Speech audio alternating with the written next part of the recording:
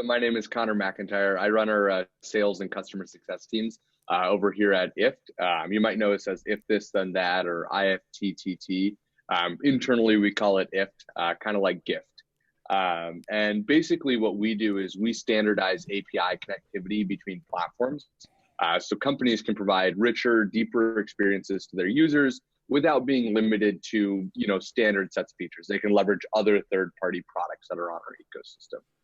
So we've got an ecosystem of well over 600 services, 18, 19 million users now, and over 100,000 developers and growing.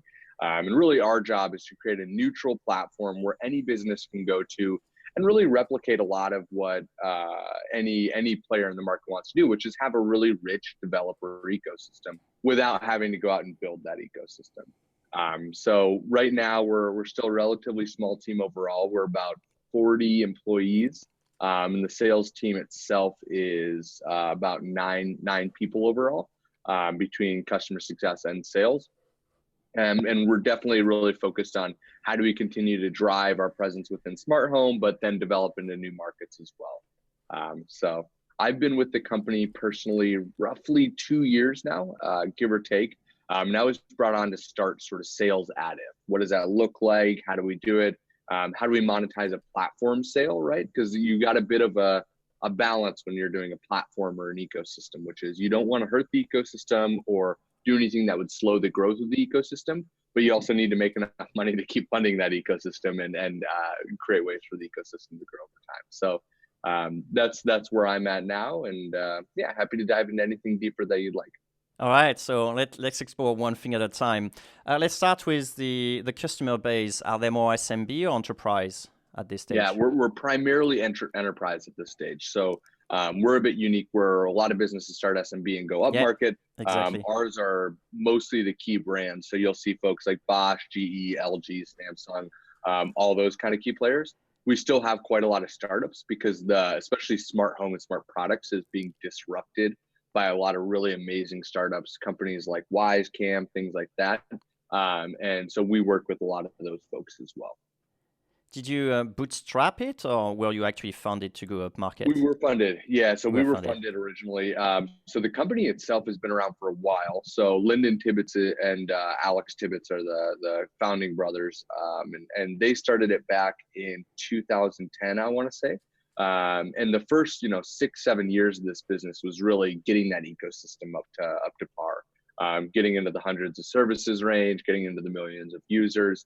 So we're backed by Andreessen Horowitz, Norwest, a few different, angels and things like that as well. So, and then we've also got backing from Salesforce and IBM and Chamberlain Group as well. Yeah, what was some of the challenges to get those first initial enterprise customer? How long was the sales cycle, or how long is it now? Is it fast? Yeah. Is it slow? Because that's one of the dreaded thing, like for people on SMB trying to actually go enterprise. There's so many challenges. So if you can just shed a bit of light on that. So that was primarily my job here. That's awesome. How do we do enterprise sales? What does that look like? So crash course on sales. Yeah, yes, the first challenge at the end of the day is just the time and complexity of the sale is very different. With an SMB and any sort of transactional sales, which is a lot of what I used to do when I worked at Twitter, you often have one decision maker and a person who can make a decision in maybe one or two interactions for a relatively low commitment engagement, right? Maybe a monthly engagement or something like that. Enterprises are the exact opposite. They want to do all that work up front, and then they want to have a long-term relationship afterwards. So we found that our enterprises anyways value multi-year agreements, but to get there, we really need to spend our cycles anywhere from 4 to 8 months on the long end. And so we're spending a lot of time up front with at least usually 6 to 8 stakeholders within the organization. So whether it's your champion that we specifically work with product teams, so your product managers, your head of product, any sort of supporting product folks within that, your technical team. So if you have a systems architect who needs to understand how it works, as well as your decision makers, whoever's in the VP or C-suite who's involved in owning that budget.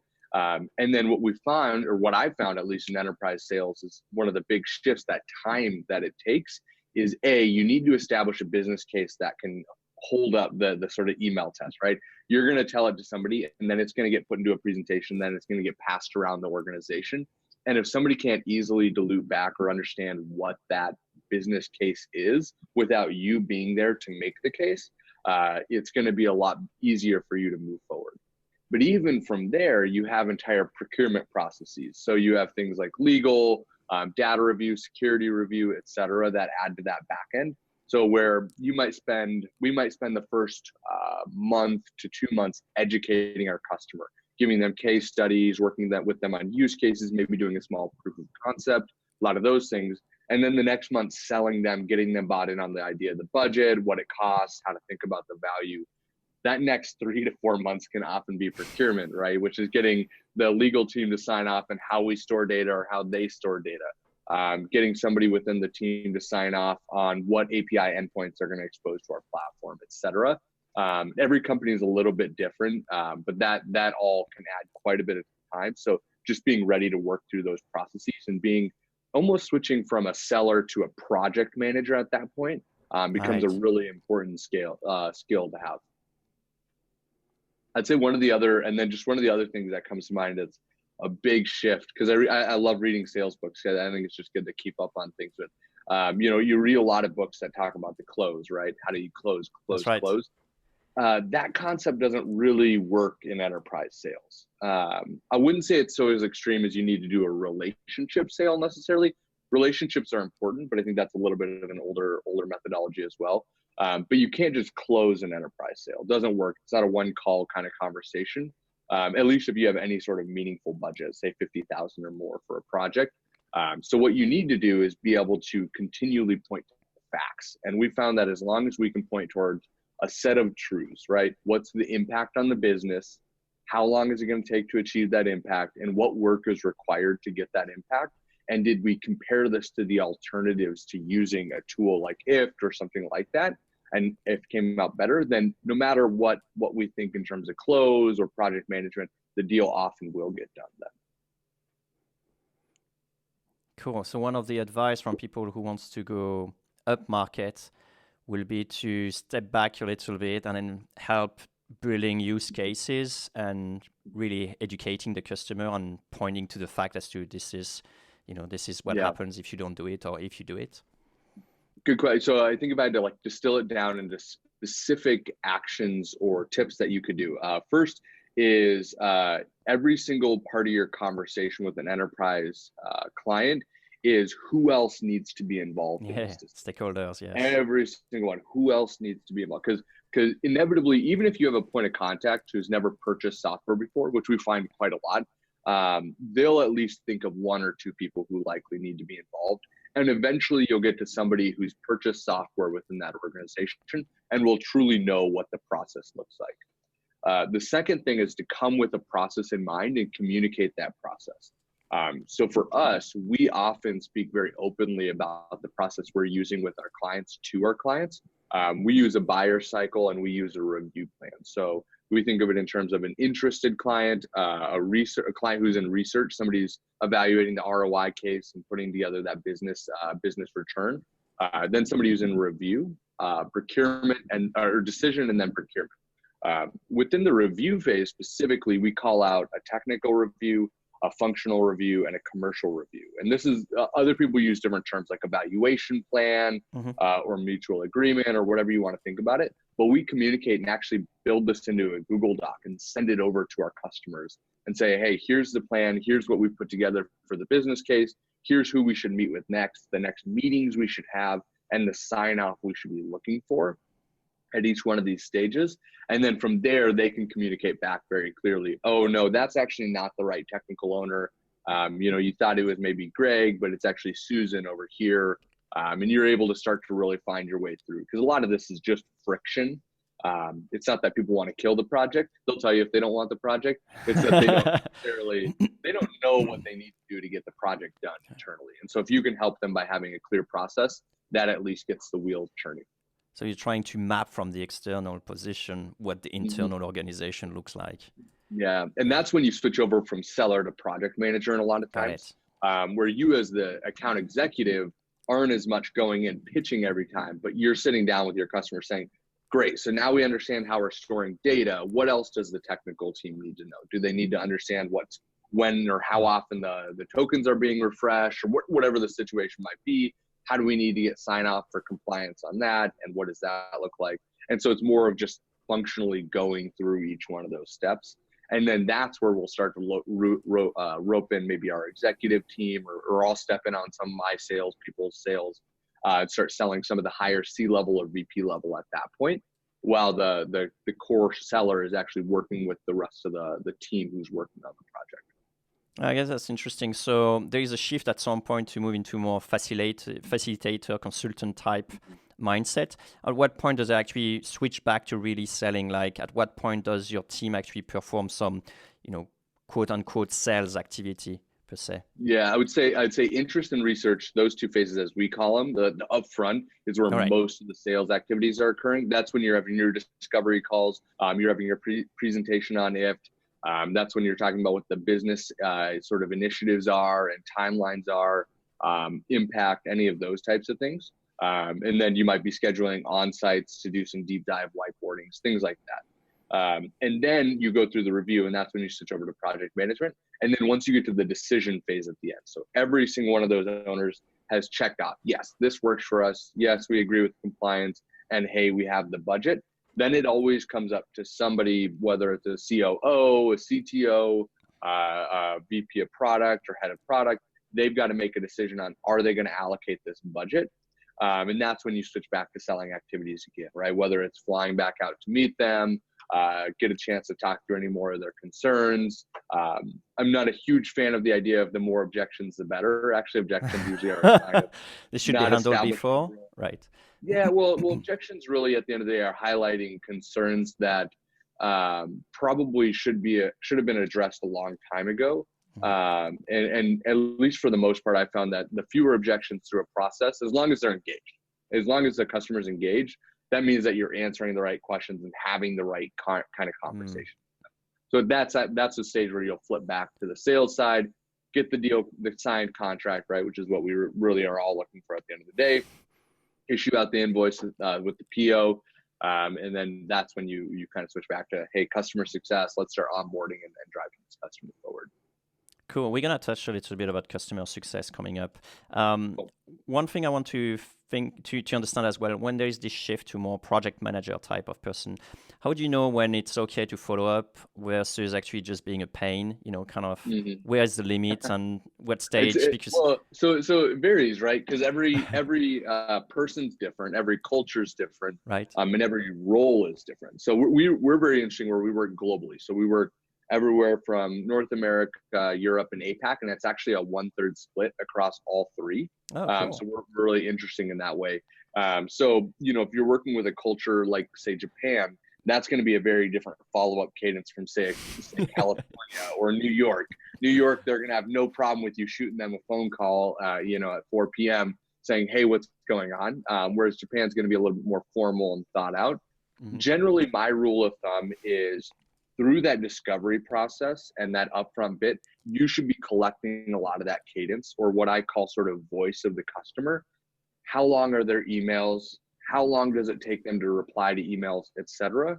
And those types of things can inform you. But at the end of the day, it doesn't hurt to follow up as long as you're nice about it. Like, you're never going to get somebody who's going to kill the deal because you followed up too many times. As long as you're not calling them at midnight, right? That might be a little aggressive. But if you're shooting them an email and saying, hey, pulling this to the top of your email inbox, or bumping this or whatever, I understand you're busy. I just want to make sure we can get this project moving forward. Those are kind things, and we're all busy people. Seeing those things actually are kind of a blessing in disguise, because our task lists get so big. That's right. And our customers don't not want to work with us. They just sometimes don't either allocate their time well or know what the next thing to do is. So I kind of find the more follow-up, or at least the more kind follow-up you do, the better it works out. Cool. Where in that funnel do you think people have the most difficulty dealing with, when they're in sales? It really depends on the product you're selling and the level of the seller. So if you have a more junior salesperson, They get what we call happy ears, right? Where you get in that first discovery call and they go, wow, this is great. You have somebody who seems like they could be a decision maker or whatever it is. And they say, this is the most wonderful thing ever. We can't wait to get it. Let me go circle up with my team and get back to you. And that rep comes from running with a, hey, I've got a sale, it's going to close soon kind of situation. So that's number one. Then you never hear back from that person because you don't have clear next steps, and they don't know how to sell something internally. The second is the more senior ones. Oftentimes it's just forgetting to establish some base steps along the front end. If they want to go too fast, yeah, they go through too fast, and they might jump ahead for something or get too excited about a certain part. If you don't establish what the actual core business initiative is, how it's going to impact their business, and how long it's going to take to get it done, there's no executive who's going to go and say, yes, pursue this project. Because executives are sitting around thinking in terms of time is money, and my people are my most expensive resource. And if I don't know what their work is going to do to impact whatever the CEO has said is most important, then it's not worth your time to bring it up. So you have to be able to establish that core business case.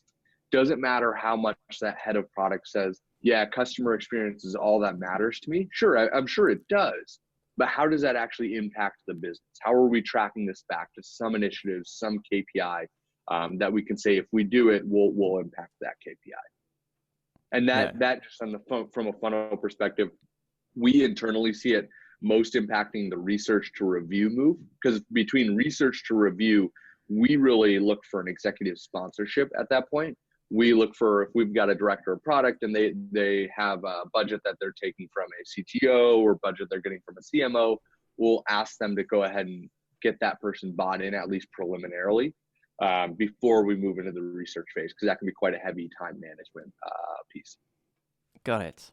So do you actually always start the sales process from an inbound perspective? Like you have a champion coming to you and saying, hey, I would like to have that in my company. And then you guys work together in order to figure out this, business case that will make it through the top until the decision comes back.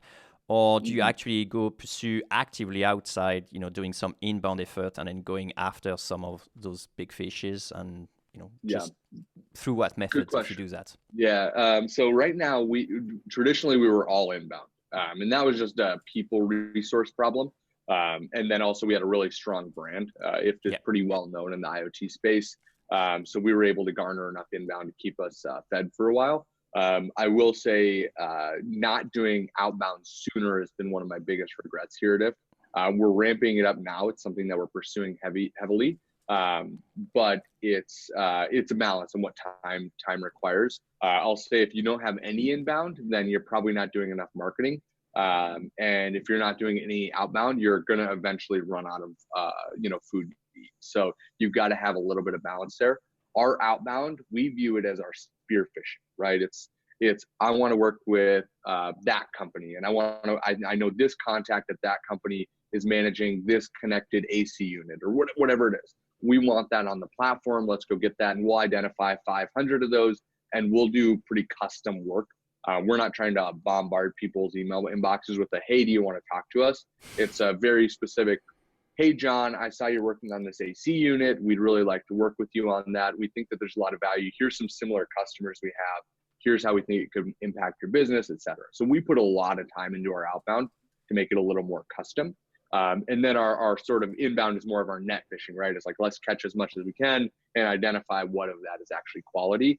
The problem with that is we get a lot of volume, but we see about 20% is actually good.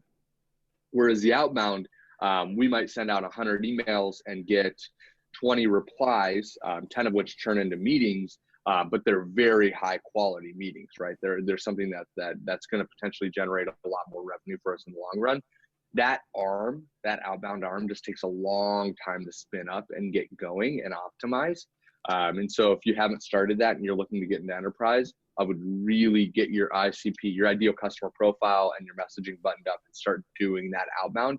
I mean, even myself as a sales leader, I did that on my own time to help kind of optimize that process while we were getting folks hired in the door for that. Did you find the same cycle is roughly the same length between, the outbound and the outbound, or does it vary completely different. Okay. Yeah, it varies drastically. Yeah, exactly. Inbound is it's like hot potato, right? You catch it and you're trying to figure out what to do with it. Sometimes it's a total dud, and sometimes it's really amazing and they buy in 30 days. Outbound is a lot more consistent, I would say. You reach out, more or less it takes quite a few touches. I'd say nowadays it's about 8 to 10 touches to get a hold of somebody on the higher end. And you got to be using at least 3 to 4 channels, right? So we use LinkedIn, email, phone calls, and then we might do like a direct mail or something like that from time to time as well. So you got to be doing a lot of different things on that front. And that'll probably take from identified contact to contact anywhere from 15 to 30 days. And then that sales cycle is almost inevitably going to be about 4 to 5 months. It's going to be pretty consistently because we are always starting, or at least usually starting from the same landing pad. It's like a head of product or something like that.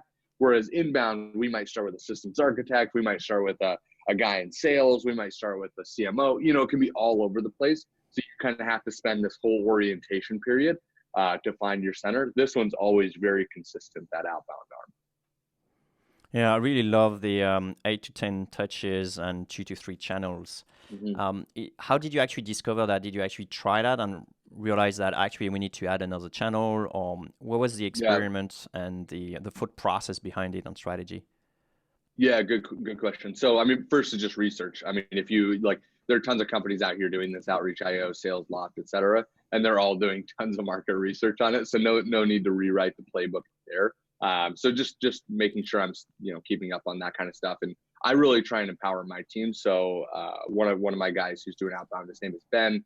And I give him enough tools to be successful. And then I say, hey, tell me what's working and change it. Don't feel like you got to check in there. So he comes back with what he's seeing works. But then secondly, really at the end of the day, is if you think about it intuitively, if you put yourself into your own shoes, right? Like whoever your buyer is that you're targeting, go find that person in your company.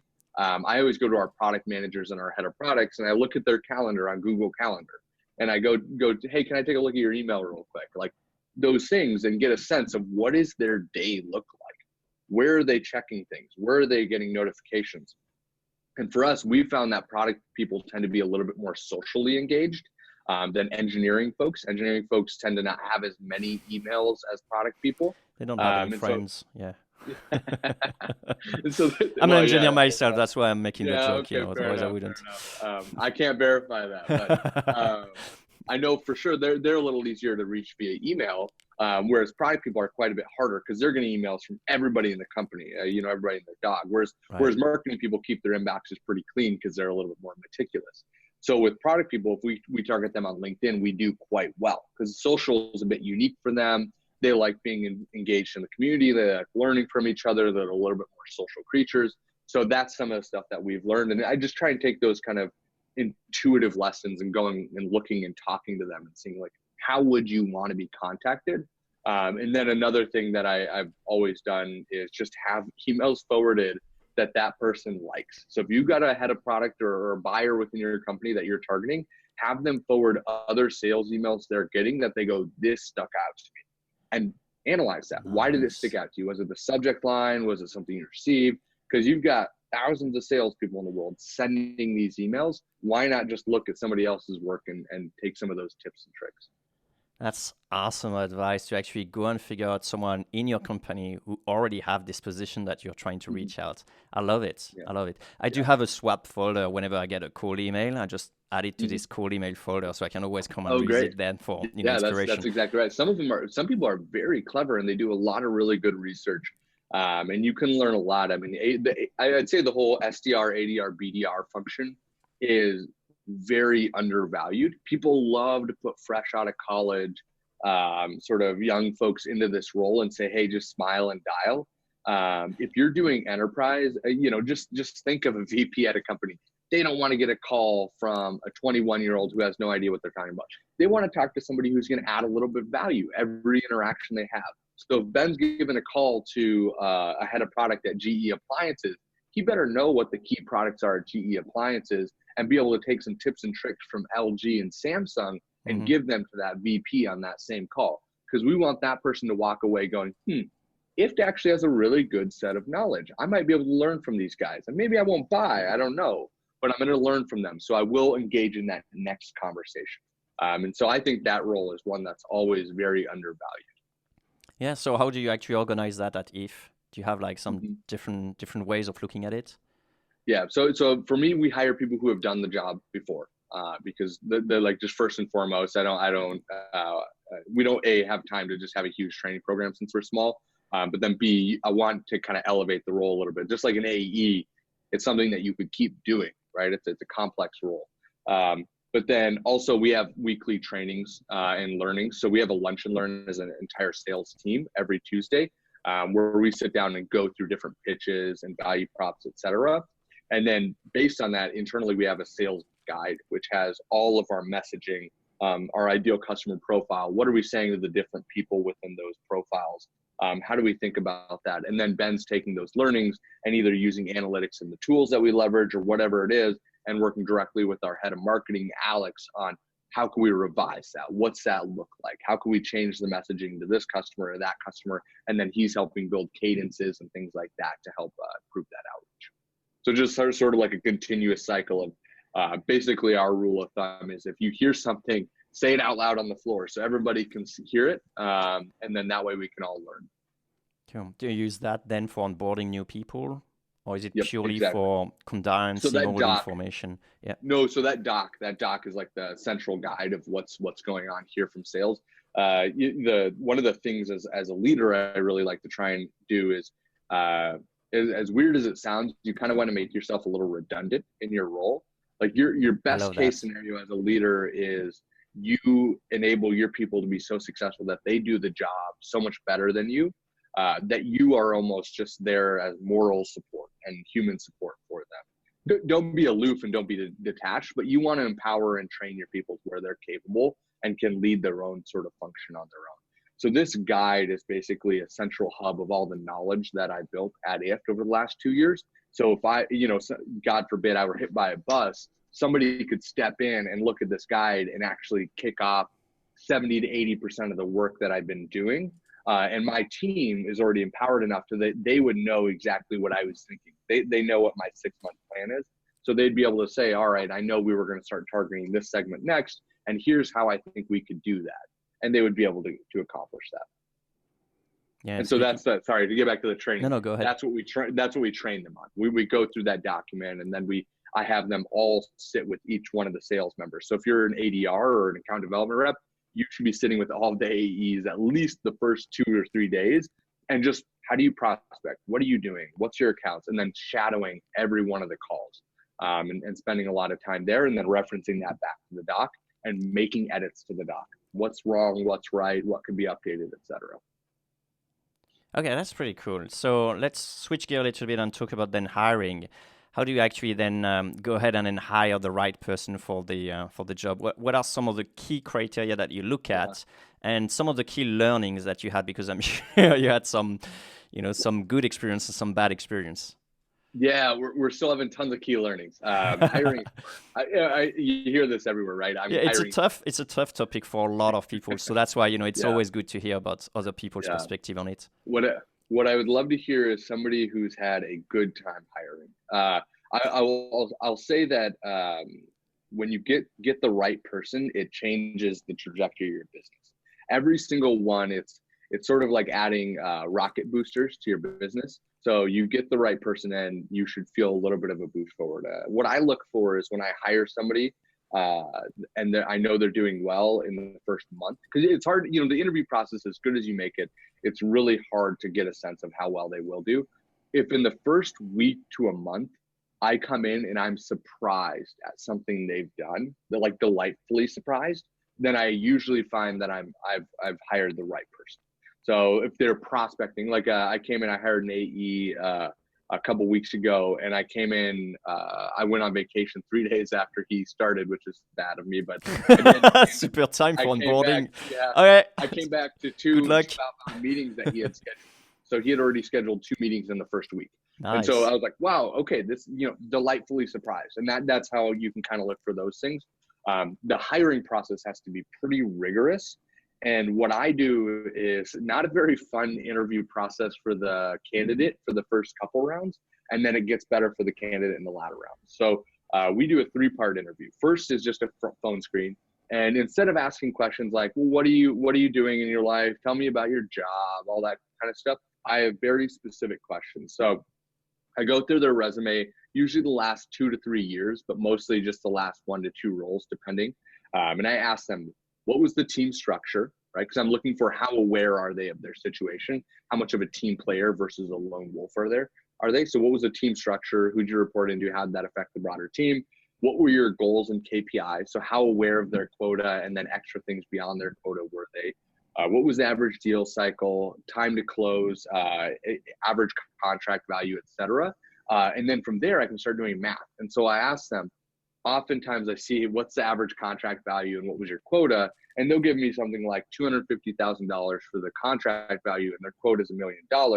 And then I'll ask them, so how many deals are you doing a month? And they'll say, 2 to 3. And I'll say, something's not adding up. So either you're doing, $2 or $3 million a year, or, you're exaggerating on, oh, well, actually the average contract value is, okay. So tell me more about that. Tell me like, what was the actual situation?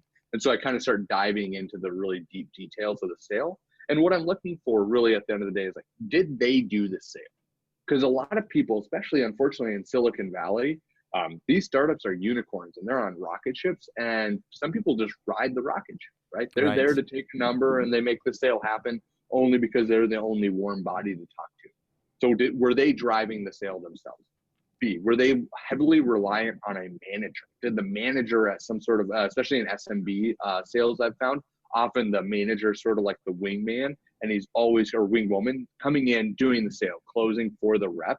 And so their job is just literally to go to the final meeting for every one of their reps and close the sale. Oh, I see. So that, and then also like, could they repeat this process, right? They're going to come to IFT, and we have a bit of an educational greenfield sale. So they've got to be able to take what they've learned and redo it again and again with relatively low direction. And so I look for that kind of awareness of situation, consideration, thoughtfulness. And I ask those kind of 3 questions and I dive into those. And then I start to ask them a little bit about, so why did the buyer buy and why didn't the buyer buy? What were some of the key reasons? When did it stall out in the process? And if they're inevitably one of the top performers, right? 1, 2, or 3. Why were you number 2? What did you do different from number 3? And what did number 1 do different from you? And why didn't you make that change? If you know what the change was, what prevented you from making that change? And so I look for those things, and the people who have the most honest and candid answers I've found are often the people that can repeat that process. And those folks have come on to be some of our top performers over time. So that's the first one. So I do that with each one of their roles, and I ask them what they're looking for, and I look for thoughtful questions. And then the second part of the interview process, I dive into a technical deep dive. So what we do is we bring them on site, and we spend 1 hour whiteboarding or presenting based on a prompt. So I'll send them a prompt that'll say something like, here's Bosch, whatever division, let's say their Home Connect division. We want to talk to them. Walk us through how you would get a hold of Bosch, build a case with Bosch, and sell Bosch to close. And it's pretty ambiguous. And basically what I want them to do is, how much have they gathered from the internet? How much research have they done on Bosch and IFT?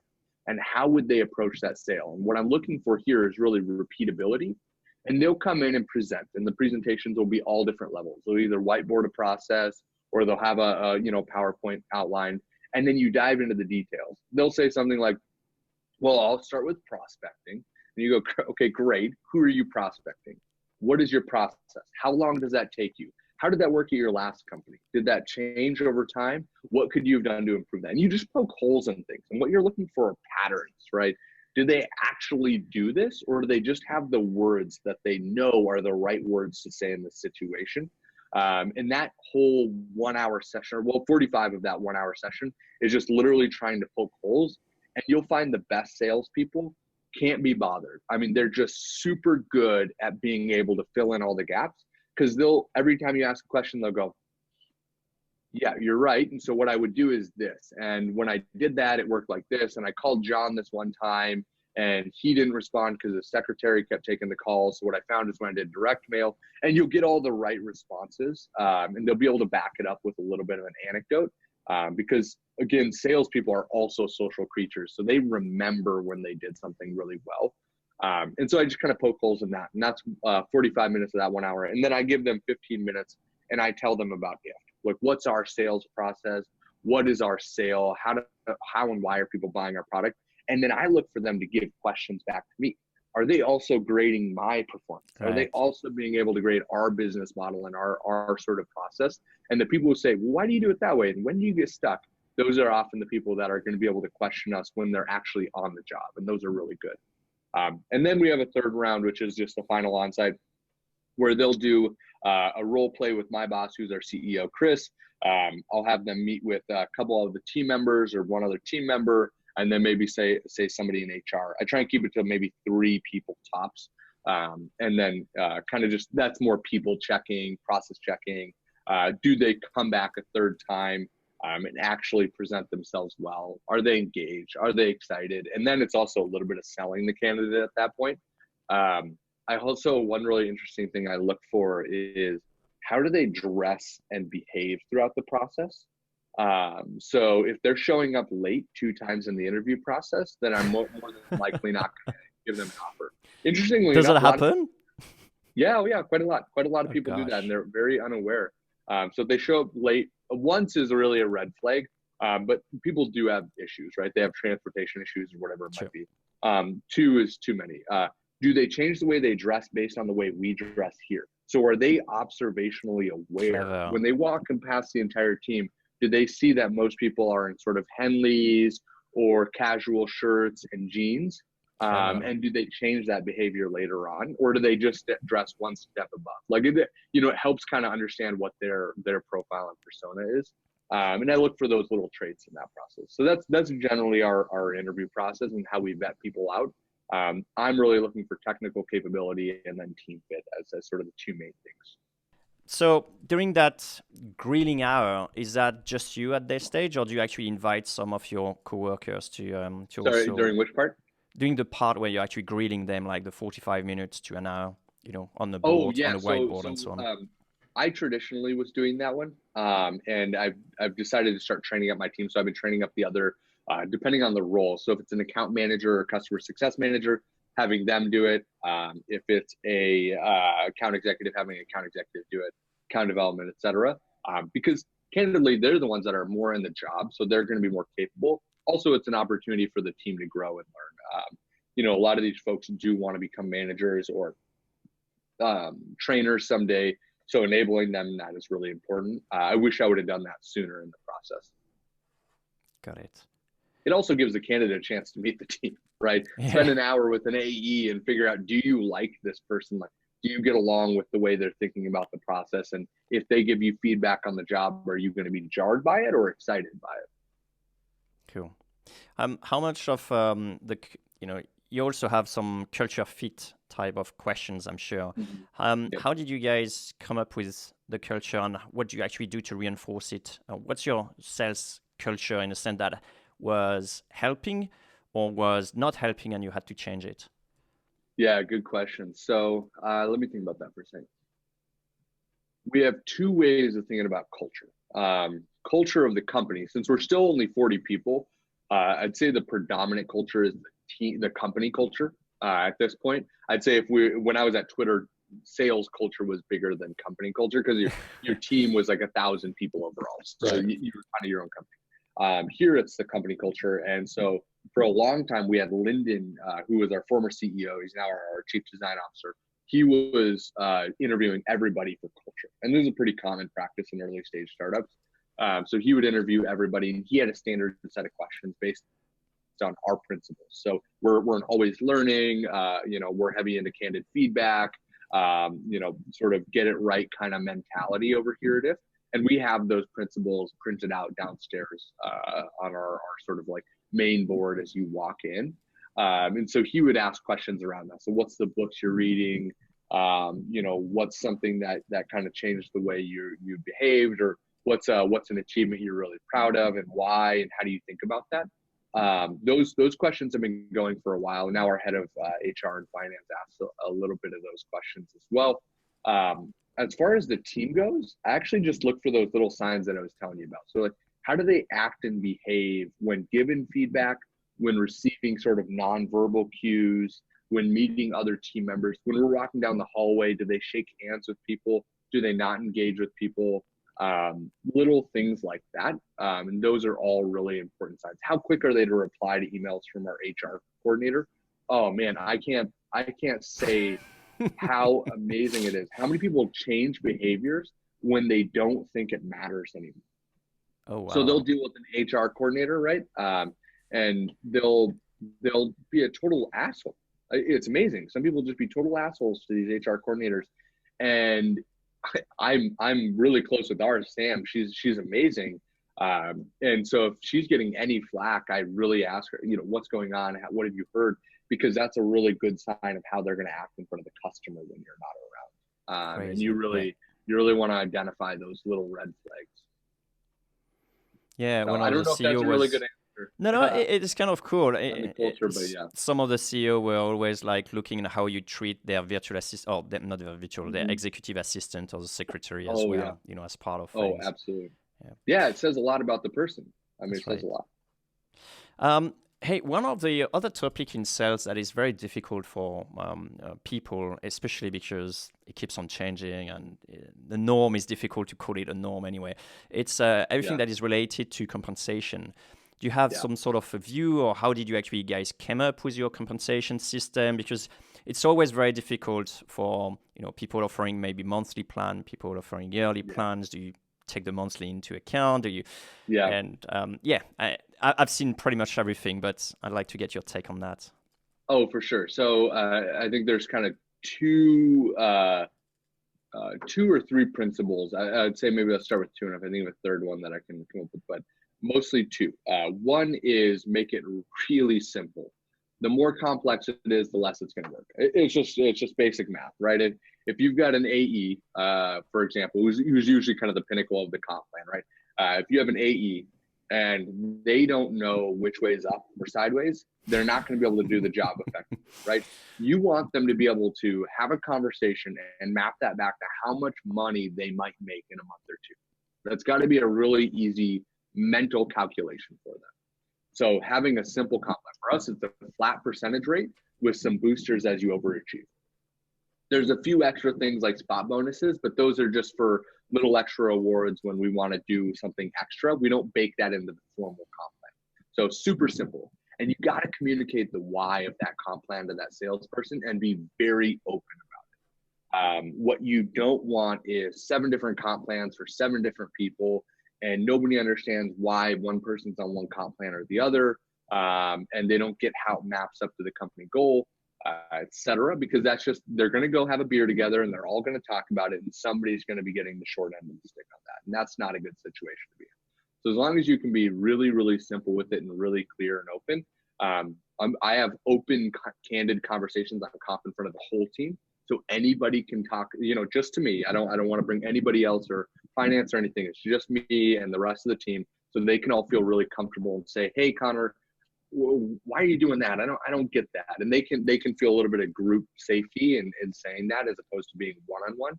I like to kind of do those types of things and then just communicate my why. And if they disagree with the why, that's okay. I'll tell them, hey, I understand that's not what you guys want, but that's the way I've decided to do it. Or, all right, let me think about that. Let me go ahead and go back. At the end of the day, it's my decision, but I hear what you guys are saying. And I've changed comp plans according to things that didn't make sense. But for the most part, we keep it pretty much a flat percentage of commission. Like, you sell some dollar, you should get a percentage of that dollar. And if you do something extra, sell a dollar that generates more money over time, you should get a little extra, et cetera, right? If we have an initiative to adopt a product, all right, we'll insert a spot bonus. If you sell that product, you get a little spot bonus. I'm not going to change the whole plan, but we'll add a little extra, little kicker for you if you do that. Got it. How did you actually come up with the numbers? So that was a little bit of backing into it, to be candid. We had a couple consultants come in. We probably didn't do it the most efficient way. We had a consultant come in and help us out with some numbers who said kind of industry average. And then we had a different consultant come in and kind of give us some industry average. And then we started to balance it out a little bit. And then you averaged the two number of the two consultants. yeah, kind of. We ended with something that we felt was pretty good industry average. And then I went and talked to some other sales leaders. The hard thing with enterprise is there's a lot of factors to consider. So are you doing single year or multi-year agreements? what's your cash flow of those deals? So are they paid up front, or are they paid monthly or annually, et cetera? For us, it's all paid annually, and then upfront. And so if we do a 3 or 5 year agreement, we'll try and capture that, but it's not always the case that you can capture everything upfront. So you have to be conscious of, I don't want to create a complex plan where all of a sudden the payment terms are dictating different percentages for folks. But I also don't want to pay somebody for a 5-year contract that's not guaranteed. That doesn't make a lot of sense either. So we kind of ended somewhere in the middle, which would reward really, really highly if you get the dollar amount, but wouldn't over reward, somebody who's just going to optimize for a contract that could opt out in 2 or 3 years. Got it. Did you find any hacks that really worked well in terms of the culture, the compensation, in the sales team, roughly? The simplicity. So for a while it was still tiered and there was some complexity to it. As soon as we got to a flat commission rate, it was just a flat percentage rate, it just became a lot easier. The whole team just started doing better because they knew that, all right, if I sell $1,000, I might make this many dollars back at the end of the month, and so on and so forth. And so all of a sudden the cadence of the sale went up. I think the next optimization we want to make, because right now we're on quarterly payouts. So we do quarterly targets and quarterly payouts, with an annual target as well. I'd like to move towards monthly. It's a cash flow balance, right? As a startup, paying monthly is a higher cost in cash flow, especially if you're maybe doing 2 or 3 year agreements that pay in 2 or 3 year increments. But when you're thinking about salespeople or just people in general, the sooner you pay them, the sooner they have the money, the sooner they spend the money, the sooner they want more money. And it just creates more of a cadence of repeatability. And in SaaS, we've found that there's a lot of, especially enterprise, it's very spiky in the revenue, and our board does not like that spikiness. They would prefer a very flat, consistent curve up into the right, maybe hockey stick, I guess. Yeah. And so if we can incentivize a team to close earlier and more often, then that's going to create that. So I'm working with our head of finance to figure out what does that look like, and can we make that transition as well. Love it. I guess I'd like to finish on 2 things. I keep the best for the end, but what are some of the don'ts that you definitely try, experiment, and that failed or that bombed? Yeah, I would say that's a really good question.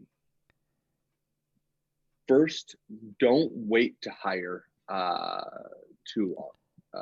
If you're thinking enterprise and you're thinking outbound, it's gonna take 6 to 9 months to get your first real sale. Like a real 50, 100K, 200K, whatever sale. It's gonna take a while. So don't wait. Don't wait for the perfect market fit or whatever it is. Get started now. Secondly, don't hire too senior. I think we had this perception where we hired a little junior and then I overcompensated and tried to hire very senior. And what we found was the very senior folks, you get somebody who's been at Salesforce for 5-7 years as a senior AE or whatever it is, field AE, they have a lot of things that they're used to doing. And it's been a long time since they've been in an ambiguous kind of figure it out yourself environment. So there's this really beautiful in between sort of young, excited person who's ready to make the jump and work really hard, but isn't afraid to do it themselves and put in the extra hours. So I would definitely not hire too senior either. And then 3, just make sure you have a clear articulation of your business model and the ROI to that business. If you go into an enterprise, I'm thinking like a major organization, and you're selling them on a software, and it's not clear how the software actually drives impact to their business. I'm not saying their industry or some other business. I'm saying their business, right? If it's a bank, like let's say JP Morgan versus Wells Fargo, they have different initiatives, right? They're thinking very differently right now from each other. And so you might have a financial services solution, but the way JP Morgan justifies that purchase is going to be very different from Wells Fargo. If you can't articulate that and get to that point, don't call them up. Don't start the conversation, because you're just going to end up making them feel like you're treating them like everybody else, and every enterprise wants to be treated like the snowflake that it is. So it's something that we learned early and often, not to, I wouldn't say so much burn the bridge, but kind of hurt the relationship if you don't have a clear articulation of how this impacts them as a business. Really cool. I'm gonna sneak in one. We still got a little bit of time, so I'm gonna sneak in another question. What's your view on competitors, and do you have any advice on how people should treat their competition? Really good question. You should treat them really well. I would say the thing about tech, at least from what we found, or not from what we found, I'd say just from watching the industry, the thing about tech is all ships rise with the tide. A lot of us are creating new markets. And so you might be, competing neck to neck with somebody. But at the end of the day, that market's probably going to grow 3 times faster, and you two are both growing twice as fast. So there's probably room for another competitor in there, even still. And if you're getting in the Lyft Uber situation, I think it just hurts the customer in the end. You can get away with that on some of the consumer plays because the consumers are used to getting toddled around a little bit. But on enterprise, they talk, they know, and they understand, and they'll find a way to either not work with you or work around you or work with your competitor if you're not playing very nicely. So I really think that's important. We're a bit unique where we don't have direct competitors. We have a lot of frenemies. So people we really like, but who could turn around and try and compete with us. We just stay close with them, and we try and help them out and try and provide them as much value and articulate our place in the world as much as we can. Absolutely love this. Connor, we're going to touch on a subject that I'm sure you're going to love. What are some of the sales books that you can recommend to people there? Really good question. So I would say, let me pull up my Audible to make sure I'm. Oh, yeah, I love it. So I know one that I just read that I really liked was Gap Selling. Gap Selling was good. It was sort of a blend of a couple of older methodologies and just rethinking through them. Who's the author? The author of that one is Keenan, Keenan. That one's pretty good. And then I'd say obviously, if you haven't read any of the older ones, Spin Selling was really good. Crossing the Chasm is a little bit of a marketing sales one, but obviously still good. Blitz Scaling, just generally from a scaling your team if you're in that hyper growth phase, by Reid Hoffman, and a few other folks, is really good. From a negotiation standpoint, there's this one by a guy, Chris Voss, Never Split the Difference. He's a former FBI investigator or negotiator. Really great guy. That one's super good. And then you have a few of the classics. So I'm trying to find any of this. So Elad Gil just released a high growth handbook, which can still be applied. And then from a leadership standpoint, for what it's worth as well, I've found a ton of value in Sales Management Simplified by Mike Weinberg. And then I also I've been obsessed with these guys that have wrote a couple different books. One of which is Extreme Ownership by Jocko Willink, Leif Babin, and then they also did the dichotomy of leadership, which I love the second one. Yeah, the dichotomy is awesome. Yeah, they're both really good books. I found those ones to be incredibly engaging. So those are some of the ones that I've read recently. That's awesome. I had like 5 extra credits on Audible, so I think I know what to buy now. Thank you so much. I'm on like a monthly basis. I'm waiting for my credits. So there you go. All right, Connor. Last question. If people want to get in touch or know a little bit about your company, what can they do? Sure. Yeah, I reach out on LinkedIn. Usually the best place to reach me because my inbox is a little bit overwhelmed. So you feel free to reach out to me. Otherwise, just reach out to sales@if.com or connor@if.com, whichever one they prefer. No problem at all. Amazing. Thank you so much, Connor. Yeah, absolutely. Thank you. I appreciate it. Really great to catch up.